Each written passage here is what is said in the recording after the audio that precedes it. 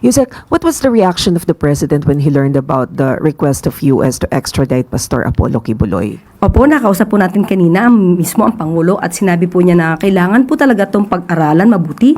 Can you enlighten us, Yusek, as a lawyer, ano po ba yung sinasabi ng batas natin when it comes to extradition? Is that allowed even though the pastor is facing criminal liability or criminal case here in the Philippines? Nasa agreement po yan, nasa treaty natin with the US at kasama po ito sa provision. Kaya meron tayong dalawang options. Either manatili dito si Pastor Kibuloy habang dinidinig ang kaso dito sa Pilipinas. Pero pwede na temporarily ma-hold, ma-suspend ang kaso dito at magkaroon ng extradition at maipadala si Pastor Kibuloy sa US.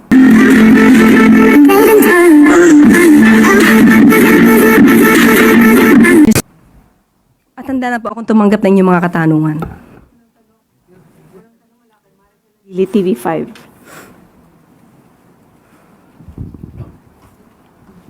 Good afternoon, Yusek. Yusek, what was the reaction of the president when he learned about the request of US to extradite Pastor Apollo Kibuloy? Opo, nakausap po natin kanina mismo ang Pangulo at sinabi po niya na kailangan po talaga itong pag-aralan mabuti. Pero in a couple of weeks ay magbibigay po sila ng anunsyo kung ano ang magiging desisyon para dito.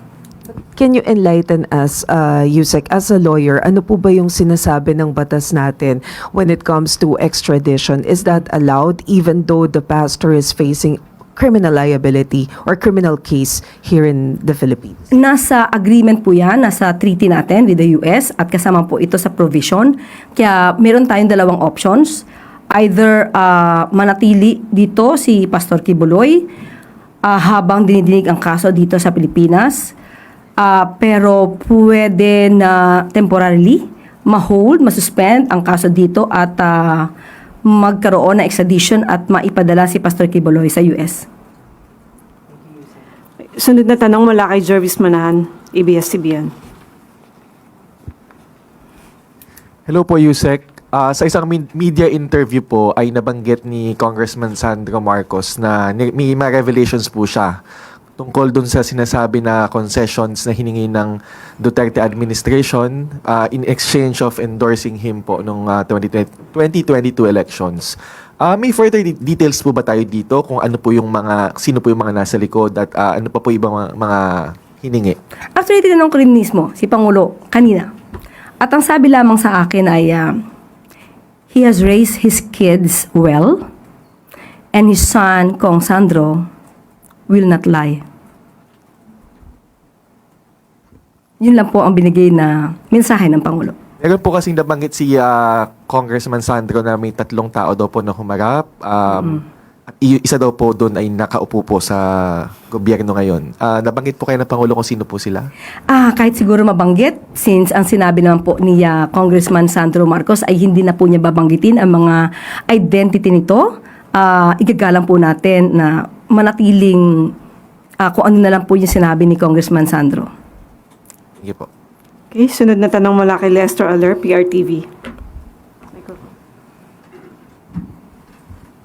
Magandang tanghali po, Yusek. So yung question ko po is related pa rin po dun sa media interview ni Congressman Sandro Marcos. So sinabi niya rin po dun sa media interview na he kind of saw this coming po yung pagkakawatak ng unit team, not just because of one person but because po doon sa sinasabi niya po na power struggle o yung labanan para sa kapangyarihan doon po sa likod ng unit team. Ano po yung comment po ng Palas po o ni Pangulo po doon? Sa ating palagay, nakita mismo ni Congressman Sandro Marcos ang sitwasyon kung bakit niya yan nasabi. At makikita rin naman kung inyong i-connect sa lahat ng mga sinabi ng Vice Presidente. Nakikita nyo kung ano ba yung mga demands na maaaring hindi napagbigyan ng Pangulo dahil hindi ito makakaganda sa first, pondo ng bayan, interes ng bayan, kaya hindi napagbigyan siguro ang ibang mga makakahilingan, kaya sinasabi na may power struggle dahil may mga grupo na gusto manatili sa posisyon at hawakan at kontrolin ang Pangulo. At hindi yun pinayagan ni Pangulo Marcos Jr. Sunod na tanong mula kay Alan Limos, The Manila Times.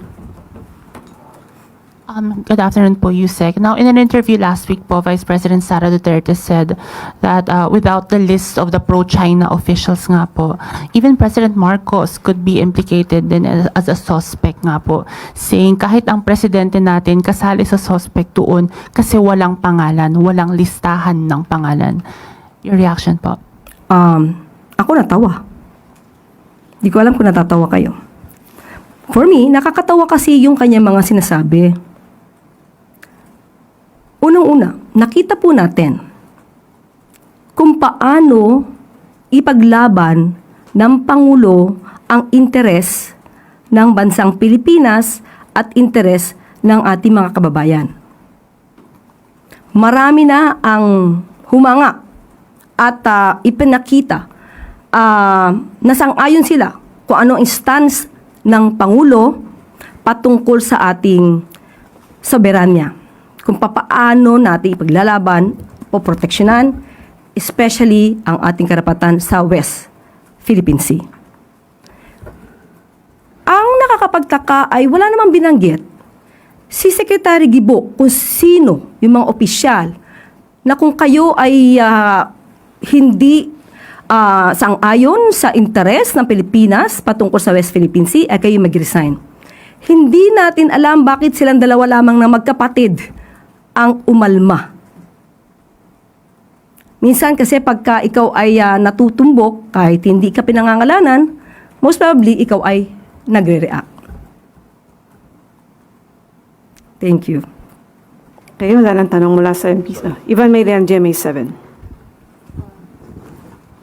May pahabol lang po ako tungkol sa extradition ni Pastor Kibuloy. You mentioned two options, two scenarios. Ultimately, sino ho magde-decide nito and where is the President keen on going? Syempre di ko masasabi kasi sabi ng Pangulo, in a couple of weeks, sa kanya sasabihin kung ano yung pwede niyang stance patungkol dito. So lahat naman to ay dapat na dumaan sa proseso dahil may batas naman po tayo. At magde-decide po sila. Ibibigay niya po kung ano yung dapat na gawin patungkol dito.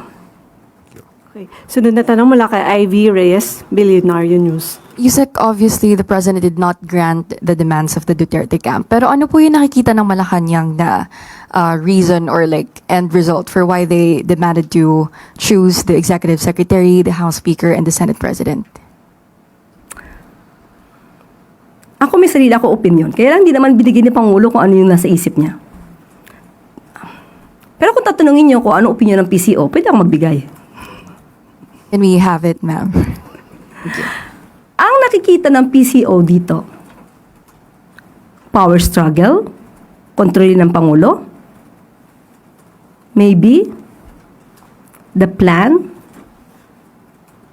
to remove the President, like what happened before. That's the opinion of PCO, not the President's. Okay, wala nang tanong mula sa MPC. Balik na sa iyo, si Claire. Okay, thank you. Salamat.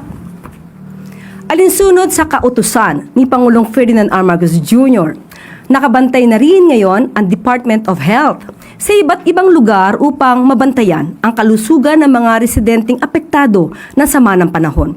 Sa utos ng Pangulo, pinagana ng DOH ang kanilang leptospirosis at dengue fast lanes sa lahat ng kanilang hospitals at bukas centers.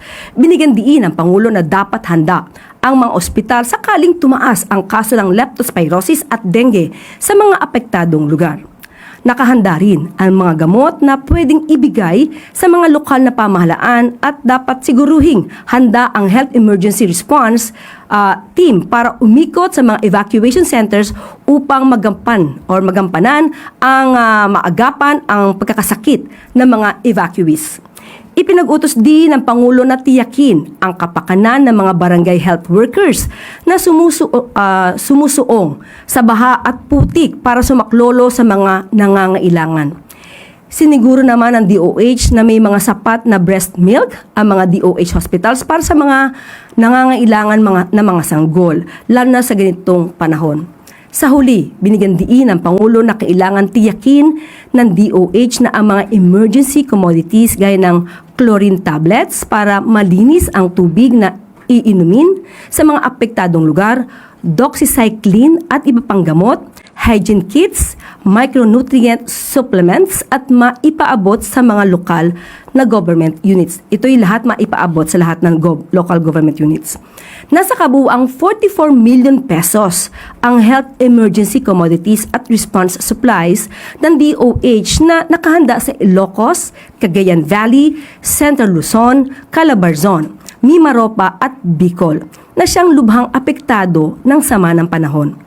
Sa mga ganitong pagkakataon, sinisiguro ni Pangulo Marcos Jr. na handa ang pamahalaan na tugunan ang lahat ng pangangailangan ng mga residente, lalong-lalo na sa mga apektadong lugar sa bansa. At bago po tayo magtapos, ang bagong Pilipino ay nakikipagtulungan, hindi nakatingin lang sa kakaunting kakulangan. Magandang araw para sa bagong Pilipinas.